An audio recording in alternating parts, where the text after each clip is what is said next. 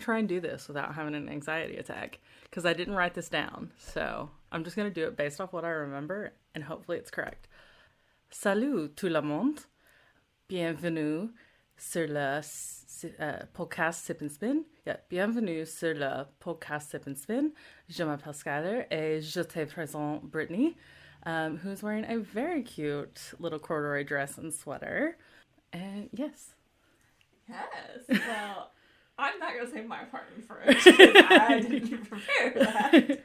But welcome to Sip and Spin. We are a variety podcast where we talk about anything, everything, and nothing. And sometimes Skylar shows up. I was like, I hope that's right. Yeah, because salut tout le monde would be hello everyone. Welcome to the Sip and Spins podcast. It would be bienvenue sur le podcast Sip and Spin. And my name is Skylar, and I mean, technically, over here is Brittany, but also I use that to introduce you, so then it's like, je te présente Brittany, I think, right? I mean, it sounded correct to me. Hi, it's been a long time since I've learned French. But how are you? I'm good. Yes, I am good. It's been a good week. Work's been a little slow, but that's okay. And our weekend was really dead. Although last night, somehow, we literally had 30 people in the bar. So slow. Just such a dead night. Yeah, Saturday night. But, it was still, like, good vibes. Like, And then, I'm sitting here having a conversation with my friend Alex. And all of a sudden, I just hear Measy from behind the bar go, yo! And all of a sudden security comes running in and there's a fight breaking out right in the middle of the floor. I'm like, with 30 people? How is this happening? They were so bored. They had to get something going. And then as they dragged the security dragged the people out, some dude came up to me and he was like, y'all got a mop? I was like, yeah. And he was like, well, there's blood all over the floor. I was like, okay. Well, I can't leave this spot because I have a bag of money that I'm, been collecting. Yeah. So if you would like to tell one of my bartenders or security, they can take care of that for you.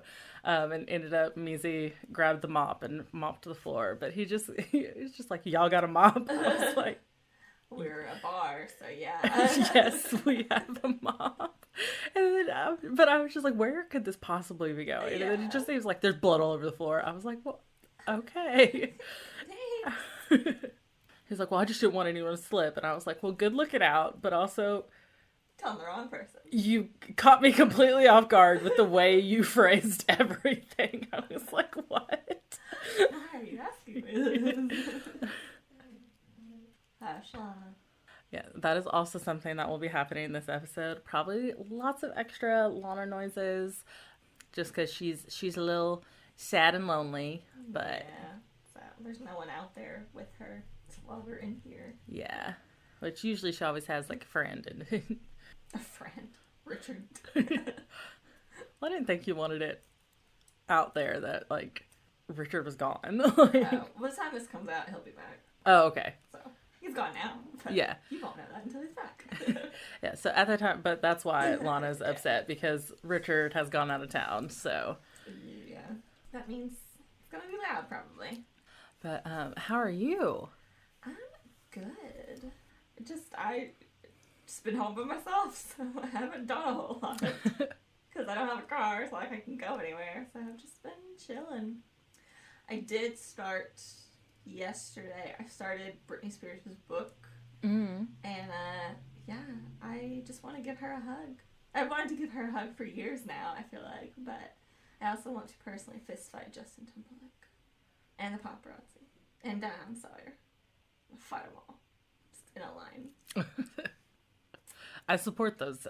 I support that. Yeah, thanks. You're welcome. Glad you had my back.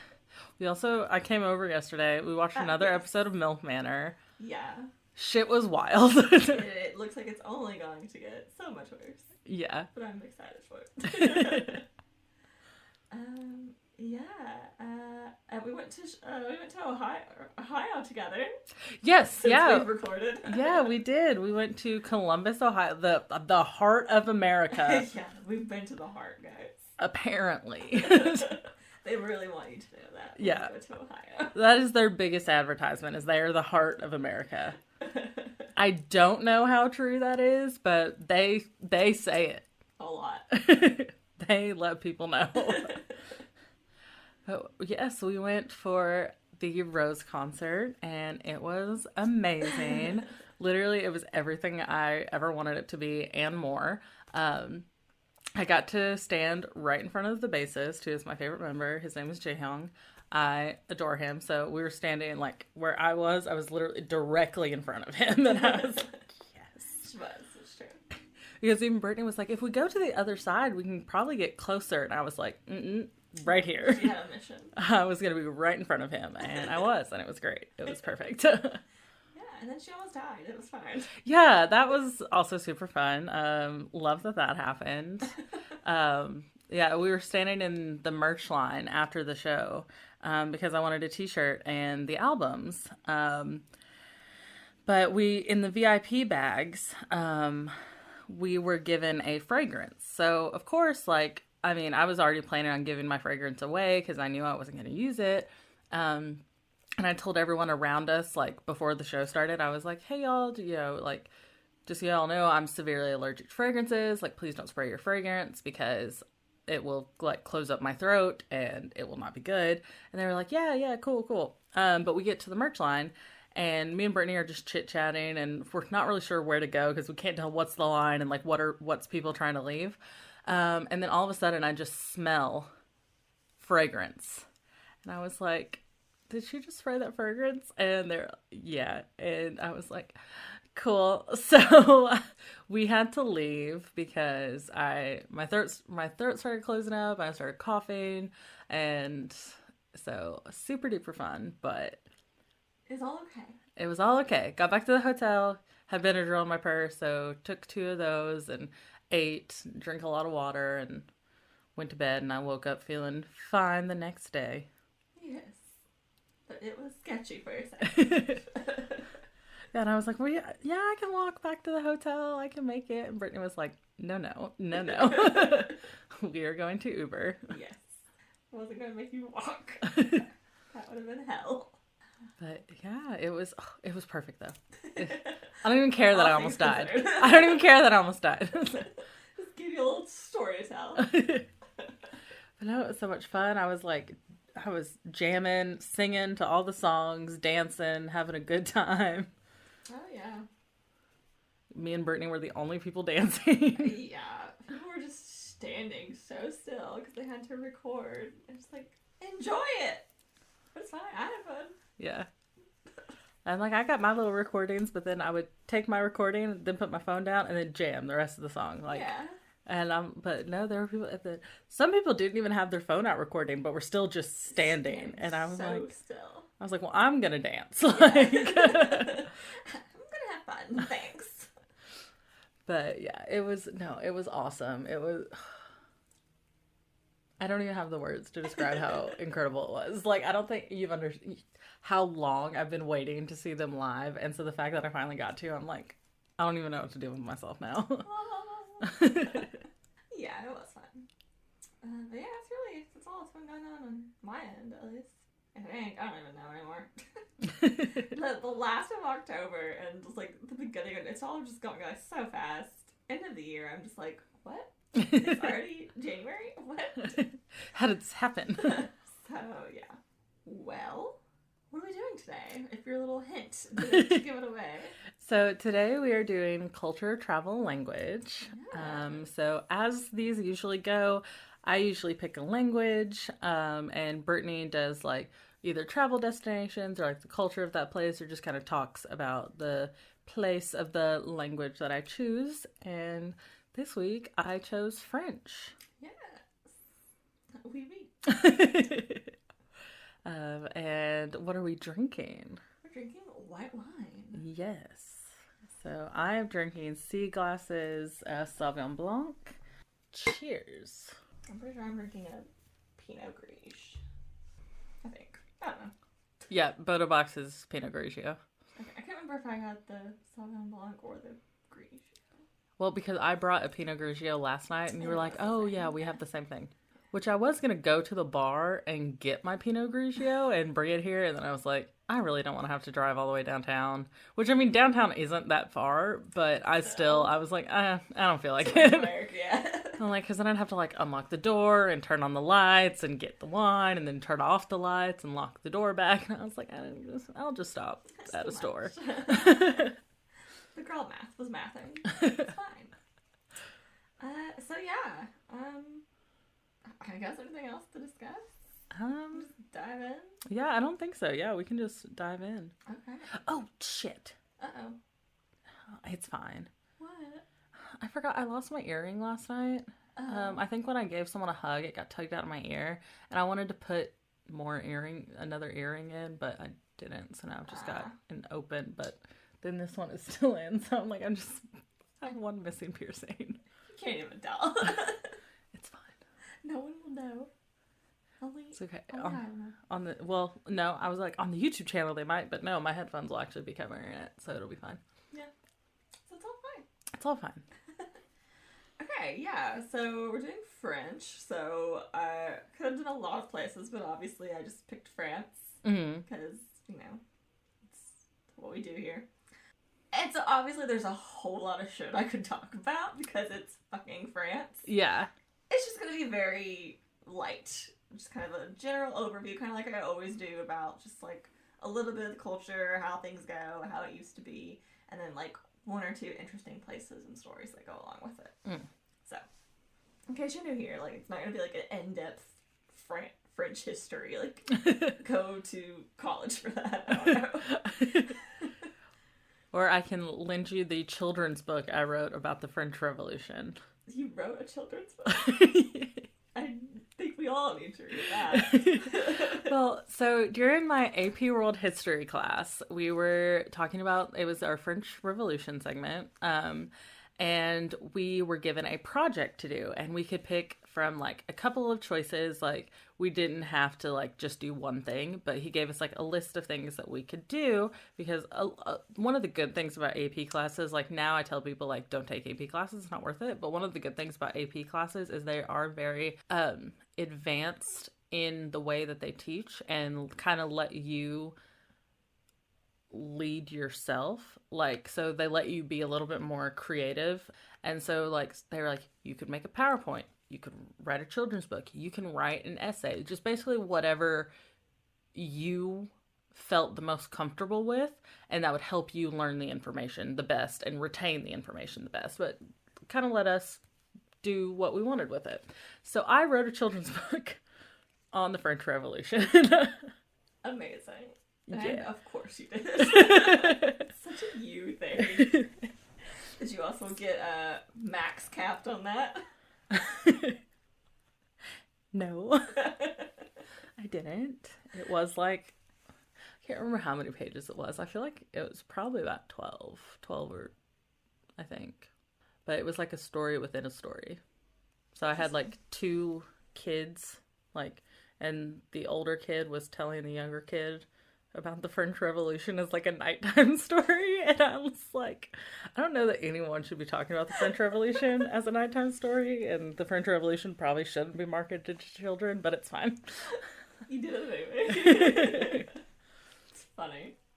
Nice. Yeah, I think we need to read that on the podcast. I'll see if I still have it. I might actually. Like, I may have kept it. Is it like illustrated?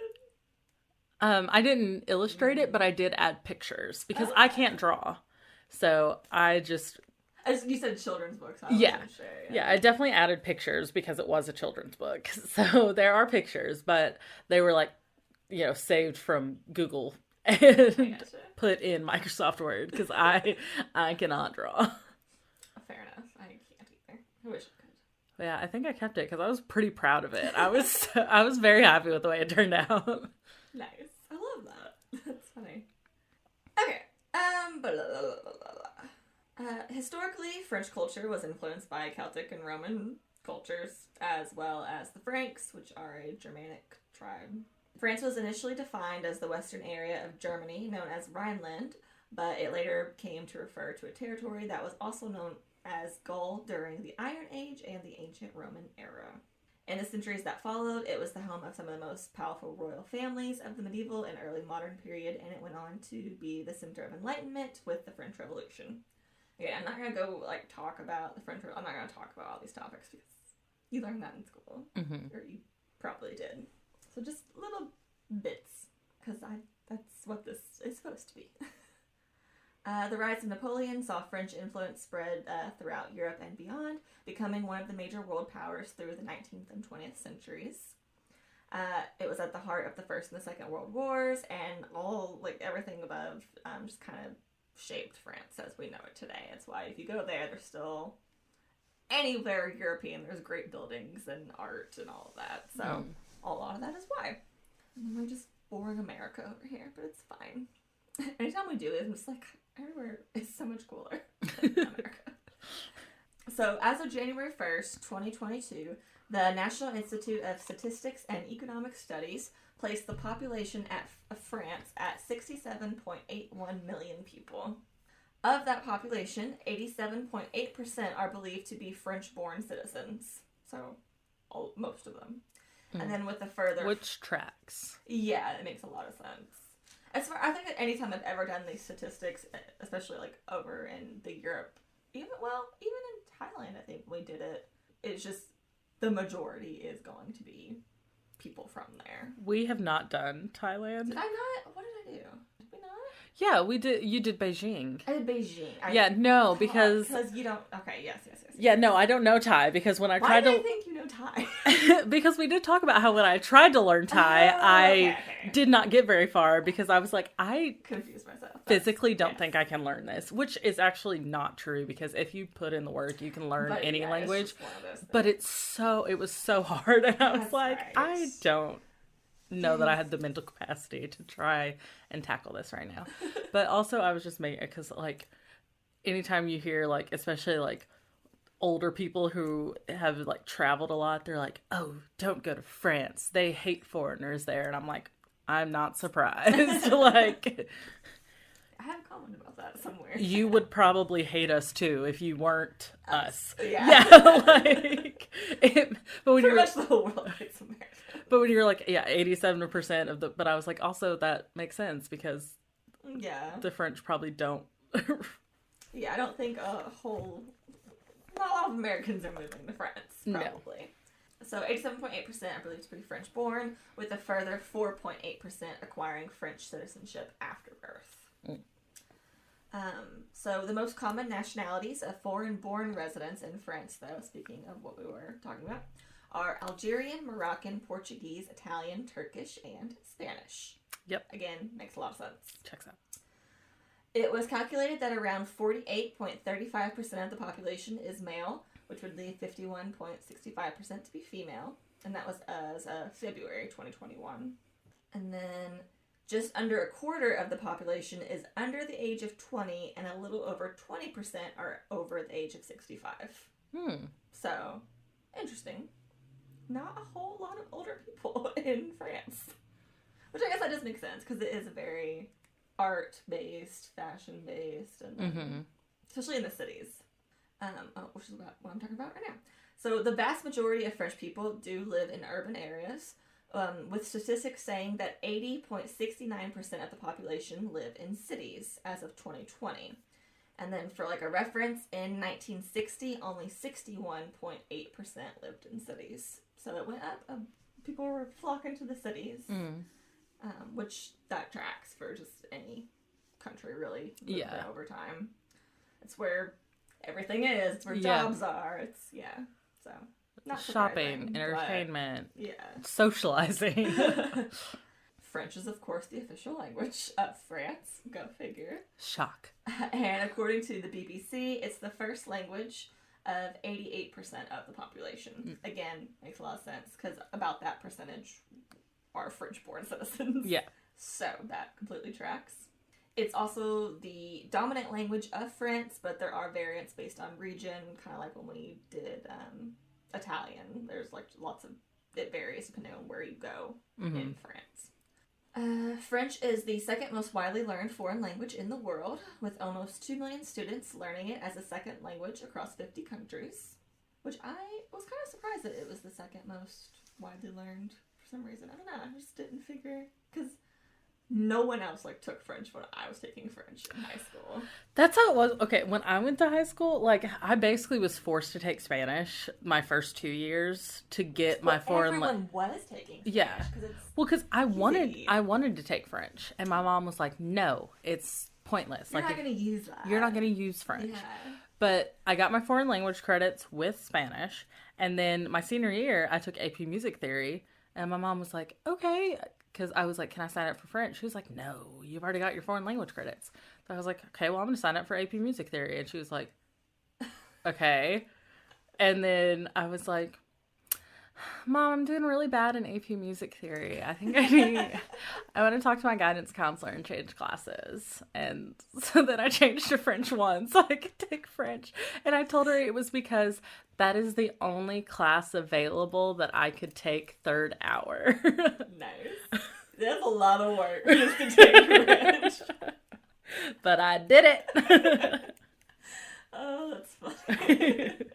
Lana, what are you doing? She's probably got a bone or a toy. Sounds like it, so it might get like, yeah, it's a bone.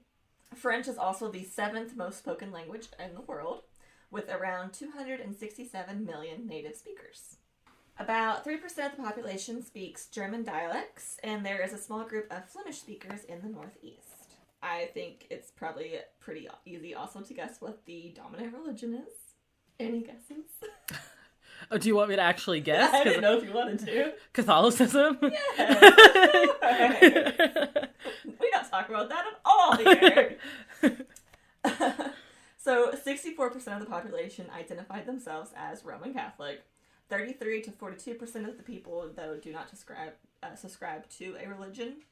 But there was a note in this article I was reading that the CIA points out, quote, France maintains a tradition of secularism and has not officially collected data on religious affiliations since the 1872 national census, which complicates assessments of how the composition of the religious traits in France is tracked. That's kind of dope, though. Quote, yeah. So take that, like, I think they were going off of a survey that some magazine for these numbers, because then at the bottom they're like, but as the CIA wanted to point out, they actually haven't done a census with religion since 1872 in France. So that could be a lot different, and it probably just depends on who subscribed or, like, did the survey. Mm-hmm. So I did kind of think that was interesting, though.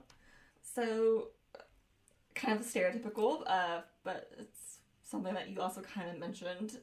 The French are known to be very prideful and typically offended by negative comments about their country.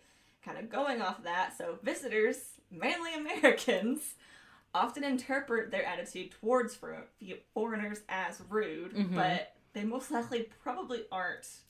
You're the rude one, most likely. Yeah, that's what like. He's like, yeah, you know, just because, like, you know, everywhere you go, like, you know, the even French are snotty and stuck up. It's like, no, they're pretty chill. You're just a loud, rude American. Yeah, and he was like, and you can't even really talk to them because a lot of them actually speak English, but most of them will pretend to not speak English because they don't want to talk to you. And I'm like, shock horror. Actually, people don't want to. People don't want to talk to loud, annoying, rude Americans who think that they can just come and go as they please and, like, do what they do here in places that don't have the same societal and cultural rules that we have.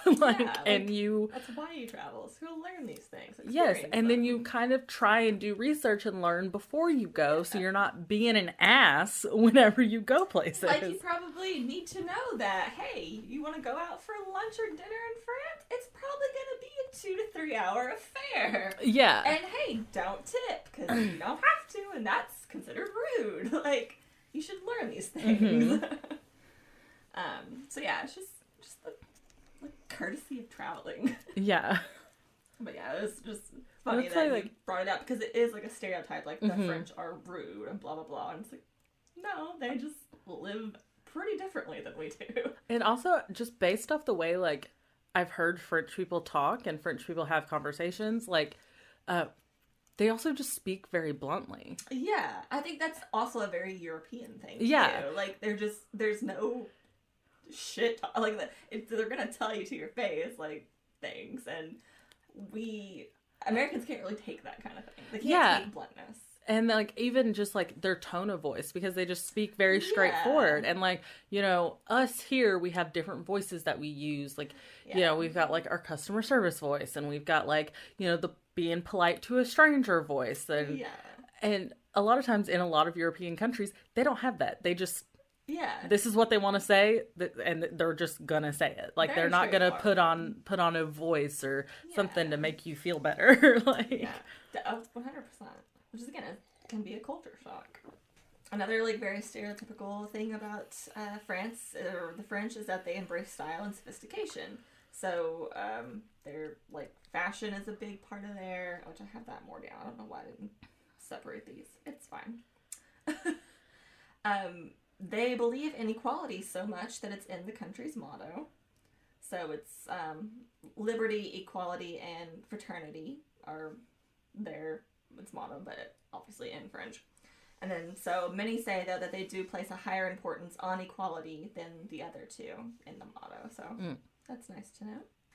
Another stereotype about, like, French people is you're probably like, oh, they're very passionate, they're romantic. And that's kind of true, to a sense, I guess, because they're very different than here.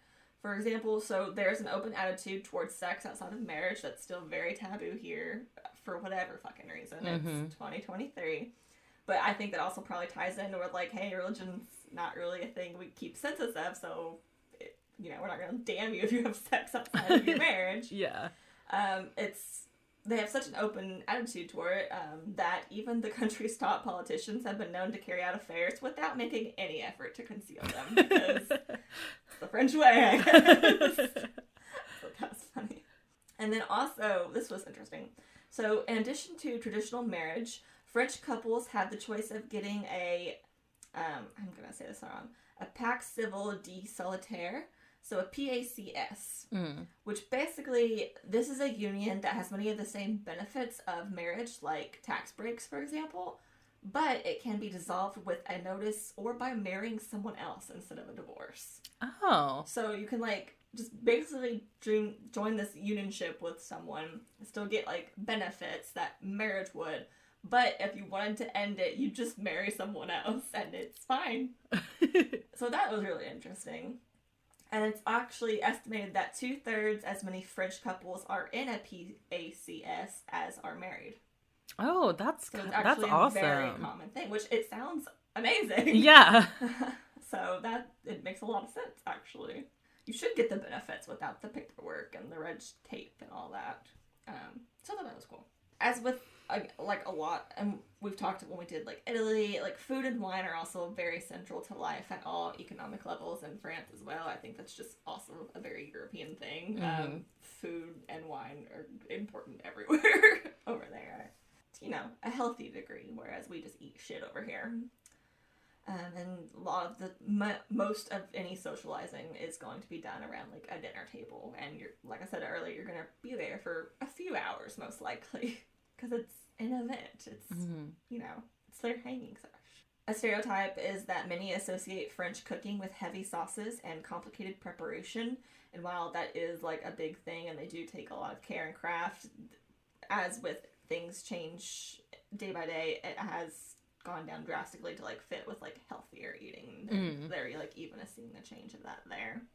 But anyway, even though they do, like, big heavy sauces and stuff, it's still probably healthier than, fast food here. Yeah. It is healthier than fast food here, not probably. And yes, French fries are probably not French. People like to... never understood why people thought they were French. Yeah. But, so they're most likely Spanish or from Belgium. Why do we think that they're French? You can thank Thomas Jefferson for that. Of course.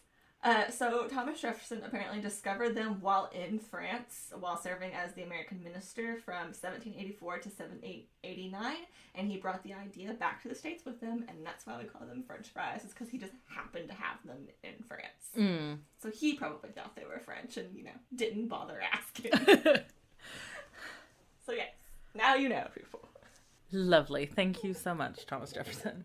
We talked a little bit about the fashion. So Paris, of course, is known as the home of many high-end fashion houses such as Dior, Louis Vuitton, and Chanel, just to name 3 big ones. There's a lot. Many French people dress in a sophisticated, professional, and fashionable style, but it's not overly fussy. It's usually pretty, like, monotoned and, like, scarves, hats, blazers, jackets. Mm-hmm. Smart, like, dress pants, sweaters. The term haute couture is associated with French fashion and loosely means fancier garments that are handmade or made to order. And I thought this was interesting, which I did not know this about haute couture. So in France, the term is actually protected by law and is defined by the Paris Chamber of Commerce. So, quote, to earn the right to call itself a couture house and to use the term haute couture in its advertising and any other way, a fashion house must follow these 3 rules. So 1, it has to design made-to-order garments for private clients with 1 or more fittings. 2, have a workshop or an atelier in Paris that employs at least 15 people full-time. 3, each season, so about twice a year, it must present a collection to the Paris press, comprising at least 35 runs or exits with outfits for both daytime wear and evening wear. Quote. So, if you ever wanted to be able to claim you're a fashion house and use the term haute couture, you have to do all 3 of those things in Paris. Which I thought was just kind of interesting, because you never hear, like, what makes it a fashion house. Mm-hmm. There you have it. So I touched on this a little bit. So much like every other European country, art is everywhere. Cool buildings, nice architecture is everywhere. So you can see a lot of Gothic, Romanesque, Rococo, and neoclassical influences just walking around churches, the buildings. Many of history's most famous artists, such as Monet and Degas, sought inspiration in Paris, and that also led to the Impressionism movement, and then quickly followed by the Art Nouveau. There's a lot of art museums in Paris. Of course, the Louvre is there. It's among the world's largest museums, and is home to a lot of good art, including, of course, the Mona Lisa. Which I always forget how actually small the Mona Lisa is. I still would like to see it in person one day, but you always expect it's going to be big. Yeah. And you see photos, and it's just like, little bitty. Because every time I see it, like a picture of the Mona Lisa, I'm like, oh my god, it's so small. And then I'll go like a while, and then I'll see a picture of the Mona Lisa, and I'm like, oh my god, it's so small. I forgot how small it was. I expect it to be big, and I don't know why, but I do the same thing. And it's like, no matter. Whoa. It's like every single time I like forget how small it is, even though I know it is. You see like a picture of someone standing next to it, and I have to be like, wait, what? That's the Mona Lisa? Oh yeah, it is small. Every time. My brain just can't compute. So they celebrate the traditional Christian holidays of Christmas and Easter. They mark May Day, which is Labor Day, on May 1st. Victory in Europe Day is on May 8th, which commemorates the end of the hostilities in Europe in World War II. Bastille Day is on July 14th. And then this is the day, of course, the Bastille Fortress in Paris was stormed by revolutionaries to start the French Revolution. Which, again, I'm not going to talk about the French Revolution. And so now, that was just a very broad, very small, just like kind of a general overview. I've tried to hit all the things I usually hit, which is usually statistics, language, food a little bit, fashion, art. So I think I did all the things I usually do with all the other ones. I'm trying to keep them concise. So now what I always kind of do is talk about like something you can do there, something cool to see. And of course there are all the museums. There's the Eiffel Tower. Like by all means go do that. But here are some like maybe some weirder things you wouldn't think about. So if you drive just an hour from Paris, you can actually go and visit Monet's garden, which I would love to go visit Monet's garden. So the story behind the Garden of Monet, if you aren't familiar. So without a penny in his pocket, Claude Monet had to leave Paris because he had no money, and it's Paris, and he moved in as a single tenant in this house located in Normandy. The property underwent major landscaping work, including the creation of a pond and the construction of 3 greenhouses. And then after 7 years of being a tenant at this space, he was able to acquire the house for himself. And then these gardens, of course, went on to inspire some of his most famous paintings that all have the garden in them. Mm-hmm. So just an hour's drive from Paris, you can go see that. That's awesome. This is cool. Or if you're in Paris, you could go see the oldest stone house in Paris. So This is the house that was built by Nicholas Flamel, the city's most famous alchemist, who many believe achieved great wealth through his discovery of the philosopher's stone, which would be able to turn anything into gold, and that's how people think he got really rich, is because he found these great hidden arcane texts. So his house is the oldest stone house in Paris, which is pretty cool. He built the house in 1407, which of course makes it now the oldest house. Early stone house. It's said he carried out his experiments in alchemy here, and there are still strange symbols that just are in the architecture that you can go around and see, and no one can really figure out what they mean. And now the house is actually a restaurant. So while the outside is still the same, the inside has like been a little renovated to like house tables and chairs, but you can still like see some of the carvings and the walls, and I just think that's cool. That's so sick. Yeah. And then to end, just kind of on a popular one, but not the Eiffel Tower, I guess you kind of have to talk about the catacombs. Because everyone loves the catacombs. Yes. So it's a popular tourist attraction that houses the skeletal remains of some 6 to 7 million people. So back in the late 18th century, cemeteries were becoming so overpopulated, some were so much so that it led to improper burials, open graves, and unearthed corpses. Which is not good, because neighbors began getting sick with infectious diseases, and it was just causing a big old mess.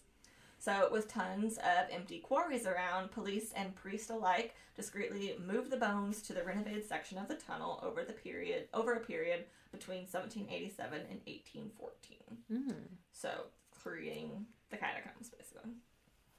Some of the prominent Frenchmen whose bones are said to possibly be in the catacombs include Charles Perrault, who is the author of Little Red Riding Hood, Puss in Boots, and Cinderella. Jean de La Fontaine, who's known for fables. I don't really know what that means. That's all it said about him, though. Is it fable? What is fable? Oh, their fables are... I know what fables are, but is it just... All it said was known for fables. Does he just have some fables, or is he like... He is the fable guy. I didn't understand the context. I bet it probably just means he wrote, like, several fables. I was just expecting them to list some, and they didn't. It just said fables, and I was like, cool. Which ones, sir? But, alright. Just double checking. Because that's what I thought. I was like, or maybe it's something else that I just don't... Is there a book called just fables? I don't know. It was weird. Salomon Dubros, who was an architect who designed Luxembourg Palace. He's possibly there. And Simon Vouet, who was a painter. So, just a couple of names. So, the catacombs became a popular attraction for royal families and people of importance. And then in 1867, it was opened up to the general public, and you can still go see certain parts today. Not all areas, though, are open to the public, obviously, because that would be crazy. Funny story, though, which I don't know if you ever heard of this, but I remember hearing about this story, so I'll end on this little tale. So in 2004, police in Paris were assigned to do a training exercise in a previously uncharted part of the catacombs. Entering the catacombs through a drain, officers first came across a sign that read, quote, "Building site, no access," end quote. And then a bit further in, there was a camera that actively recorded images of those who passed. Remember, this is an uncharted part of the catacombs they are in. So as the officers approached the cameras, a recording of dogs barking was triggered. Which, odd. They kept going deeper into the tunnels and then discovered a 500 square meter cavern with a fully equipped cinema in the catacombs. Oh. It included a giant cinema screen, projection equipment, chairs, and a handful of films from, like, old classics to recent thrillers and new movies. Aside from this, in the next room, or just, like, over from the cinema room, they discovered a fully stocked bar and restaurant, complete with tables and chairs. Remember, in the catacombs under Paris, in a section that no one has, like, charted. Crazy. The discovery obviously left the police befuddled because they were just supposed to be down there running some drills. Because there was professionally installed electricity, it had 3 phone lines, it was decked out and bizarre. So the police decided to return 3 days later with, experts from the French Board of Electricity to try and figure out where the power was even coming from to run this place and, what the fuck was going on. So when they returned, though, the cables had all been cut, and there was a note left laying on the floor that read, quote, "Do not try and find us," end quote. And that's the story of the bizarre cinema found in the catacombs. What? Did you ever hear that? No. I remember hearing that and thinking that is so cool. Complete with the note and everything. I was like, that's how sick is that? Don't try to find us. Whoa. I just wanted to watch some movies in the catacombs, which that sounds pretty tight.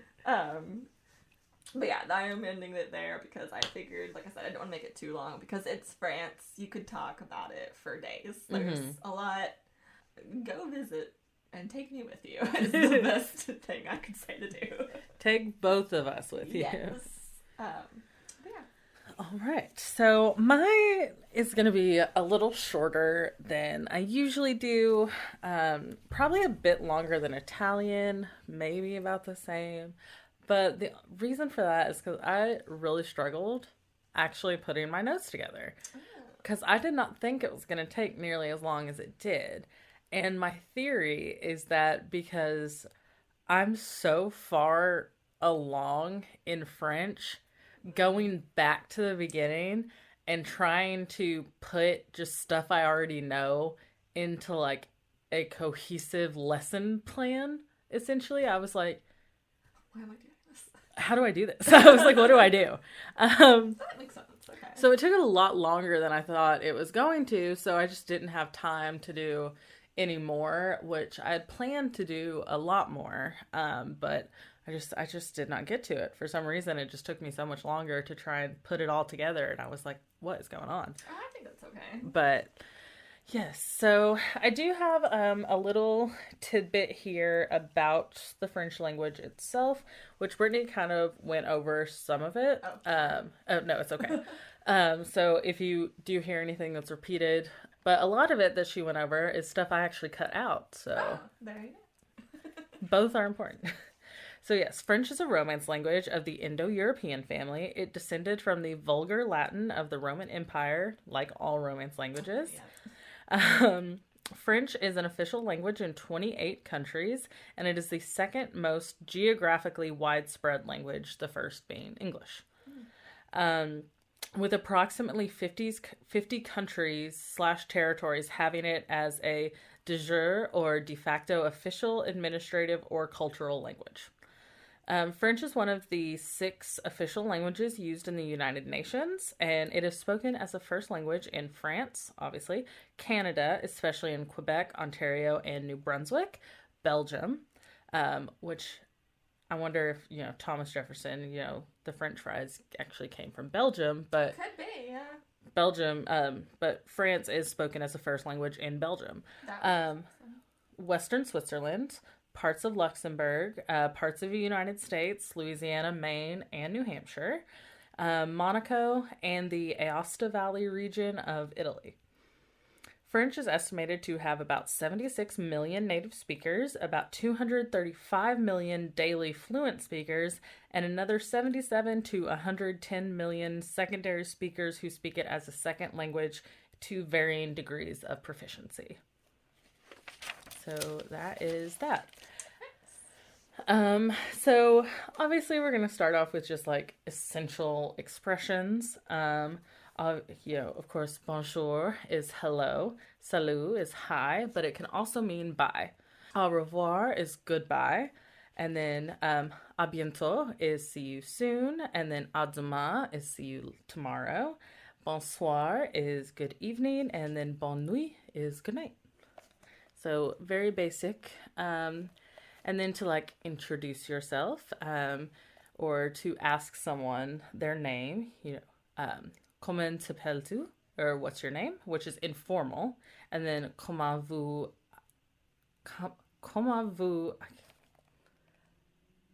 it's so hard to read. Comment vous appelez-vous is what's your name, formal. Then je m'appelle, my name is, so je m'appelle Skylar. You would say je m'appelle Brittany. Very easy. Also, French, it's backwards, so it's one of the ways you can ask a question is if you put the verb before the subject. But there are tons of ways to ask questions in French. Now, in German, the main way to ask a question is to put the verb in front of the subject to make it a question. But in French, that's not the main way to ask a question, but it is one of the ways you can ask a question. Enchanté means pleased to meet you. Monsieur, or You got this. I'm so nervous. I have not done this in so long. I have not done this in so long. You got this. I'm like, I did that little bit at the beginning, and I was like, I think I maxed out everything I can do right now. Everything just went away. Monsieur is sir or mister, and then madame is miss, but for an older woman, and then mademoiselle is miss for a younger woman. Then you can also say je vous présente or je te présente, which is let me introduce. And then comment vas-tu is how are you. Comment allez-vous is how are you formal, because tu is the informal, vous is the formal. And to respond to that, you could say ça va, which means I'm fine. And ça actually means it, that, this. So ça va literally means it goes or it's going. So tu vas means you go. Vous allez means you go formally. So French used to go in greetings, similar to asking how's it going and saying it's going fine in English. So comment ça va would be how's it going, or you can just say ça va in like very casual conversation. Ça va bien means it's going well. Ça va mal means it's going bad or it's not going well. You could also, I'm pretty sure, I didn't write this down and I didn't look it up, but I'm pretty sure you can say, instead of saying ça va mal for it's not going well and just using ça va mal for it's going bad, you could say ça ne va pas bien. It's not going well. I'm pretty sure. I don't know that anyone actually would use that, but grammatically, it works. Pas mal means not bad. And then my personal favorite, comme ci, comme ça, which means so-so, but it literally means like this, like that. But I love saying so-so in like every language that you would say so-so in. Like Spanish is más o menos. It's just so much fun. Like French, comme ci, comme ça. Like it's so fun. Super is super. For me, di, bu, fantastic. Which you would think it would mean like formidable. It is not. It means fantastic. Merci is thank you. Merci beaucoup. Thank you very much. Did I tell you the other day how I forgot how to say thank you in French? Okay, so Misi was like asking me how to say thank you in like all these different languages that I know. And I was like going through them and I was like, Italian is grazie, Mandarin it's xie xie, in German it's danke, Spanish gracias, which he knows because he speaks Spanish fluently. And then he was like, so what is it in French? And I was like, and I just could not think of it for the life of me. And I was like, okay. I was going through all my French vocabulary and I was like, no, that's how you say please. No, that's also how you say please, just informally. And then I was like, oh my God, how am I not remembering this? And then I kept trying to like come up with it. And I just came up with thank you in like other languages. And I'm like, nope, that's Greek. And I'm like, wait, what is it? And then I was like, is it gratias tibi? And I'm like, that's Latin. I was like, what am I doing? And so finally, I was like, just look it up because this is going to drive me crazy. And he was like, oh, it's merci. And I was like, I cannot believe I fucking forgot that. And that was so embarrassing. I was like, I cannot believe that just happened. Brain just sort of circuited a little bit. So, and then quickly, like the first two conjugations we're going to go over are both irregular verbs. My favorite to conjugate. Être is to be. So, je suis is I am. Tu es is you are familiar or informal. Il, elle, on est is he, she, or one is. Nous sommes is we are. Vous êtes is you are, and that either is the polite way to say you are singular or it's like you all are plural. Ils, elles, sont is they are. And then you have aller, which is to go. So je vais is I go. Tu vas is you go, familiar. Il, elle, on va, he, she, or one goes. Nous allons is we go. Vous allez is you go, polite or plural. And then ils, elles, vont is they go. So, like how we talked about how to respond to like how's it going. Je vais très bien is I'm very well, but literally it means I go very well. Mm-hmm. So then some more key phrases is just asking comment means like pardon, but not like pardon me, but like pardon as in like what did you say? Répétez s'il vous plaît is repeat that please. And then parlez plus lentement s'il vous plaît is speak more slowly please. And then je ne comprends pas, which is my personal favorite. One, I just think it sounds dope. And also, it's my most said phrase probably, so je ne comprends pas means I don't understand. Yep. Now we're going to kind of go over the ne pas rule or like how that works. So ne pas means not. So the ne goes before the verb and pas follows the verb. And that's how you negate would be the right word. A verb, so you put ne pas around any verb to change it into its negated form. So je ne suis pas would mean I am not. Je ne vais pas, I am not going. Je ne parle pas, I don't speak. Je ne apprends pas, I am not learning. Just because those are the two verbs that we have gone over, two verbs I'm about to go over right now. So parler is to speak. So, je parle is I speak. Tu parles is you speak. Il, elle, on parle is he, she, one speaks. Nous parlons is we speak. Vous parlez is polite you or plural you speak. And then ils, elles parlent is they speak. And then apprendre is to learn. So, j'apprends is, I learn. Tu apprends is you learn. Il, elle, on apprend is he, she, or one learns. Nous apprend is we learn. Vous apprenez is you learn formal or you all learn. And then ils, elles apprend is they learn. So, and then a couple of little sentences here. Je prends le français is I'm learning French. Je parle un peu français. I speak a little French. Félicitations! Congratulations, we're done. I told you very short. I just really did not know how to format the lesson. I was like, I was like, what do I do? No, I think that was good. A good little intro. Yeah, very, very basic stuff. And when I was doing it earlier... But useful stuff. Yeah. But when I was doing it earlier, I was like going through it and I was like, I know how to say this. Okay, my pronunciation is fine. And then actually sitting here and trying to do it, I was like, fuck. I get that. No, that was good. That was just the right amount. Yeah, so not too much, because normally I feel like I bog y'all down with a lot. So maybe this was like a nice little bite-sized thing. Yeah. Good, like, just rules and stuff to know. Yeah, the ne pas is very important. And then, just very basic conversation, just to like say hello. Yeah. Couple of conjugations.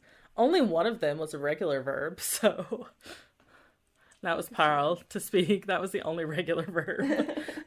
Apprendre, être, and aller were all irregular verbs, so.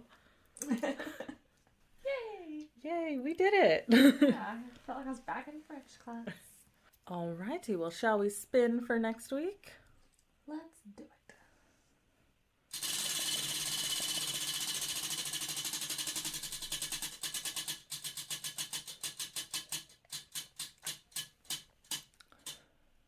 Alright.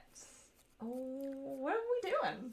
Well, we're doing movies. Yeah, it'll be a Skylar pick movie. Yeah, I'll get to pick a movie. Ooh. So, interesting. What are we drinking? we're going to be drinking whatever you want us to drink. Ah, so you pick the movie, I'll pick the drink. Yeah. Okay. I feel like it's always my pick. I don't know the last time we got a Skylar pick. I don't know. It's okay, though. Okay. Well, yeah, so I'll pick a drink and Skylar will pick a movie and we'll bring them together. Our great teamwork. Hey, someone said we work well together. Yeah, someone did on our YouTube channel say that we had excellent teamwork and they loved our dynamic. And I was like, clearly we're amazing. That's so sweet, actually. You clearly don't know us very well. It's fine. But yes, so if you would like to find us as a collective, you can find us at Sip in Spin on Twitter, Instagram, YouTube, TikTok, the whole nine. Or you can email us at sipinspinpod. Hold on, man.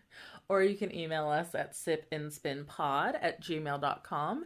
If you would like to find Brittany, you can find her at Whimsy Dream or Whimsy Dreams. And if you'd like to find me at GleamYKS on everything. But as always, the 3 link trees for myself, Brittany, and the show will be down in the show notes below. Yes. And we thank you for listening. Yes, thank you so much. And I noticed you didn't do that part in French. No, I didn't. Should you? No, that's okay. I was so nervous for the intro, like, because I didn't look it up. I was just like, I think I know how to say this, and I just kind of went with it. So hopefully it was correct. We do that here. We just go with things. And we'll do that next week too. Yeah, bye. Bye.